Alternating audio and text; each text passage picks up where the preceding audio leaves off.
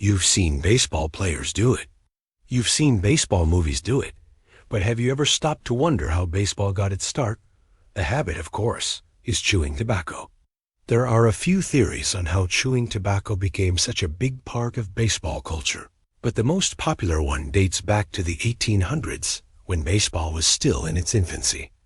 Back then, many ballparks were basically just fields with a makeshift wooden fence around them, and the only form of entertainment between innings was watching the players chew tobacco and, well, play with their balls.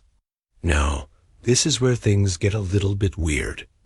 The most popular brand of tobacco at the time was called Bull Durham, named after the Durham region in North Carolina where it was made. And the company's marketing team had a brilliant idea. They would send free samples of Bull Durham tobacco to all the baseball teams across the country, which they would then use as an alternative to sunflower seeds as a way to pass the time between innings. In exchange, the team would allow the company to put their logo on the fence around the ballpark. So not only did the players get a fun new way to pass the time, but the company got some free advertising. It was a win-win situation. But that's not the only reason why you see baseball players chewing tobacco even today. Have you ever noticed that the shape of a baseball is very similar to the shape of a cigar? Well, that's no coincidence. See, back in the day, baseballs were actually made by hand. And since cigars and baseballs were both round, it was easier for the cigar makers to make baseballs during the off-season.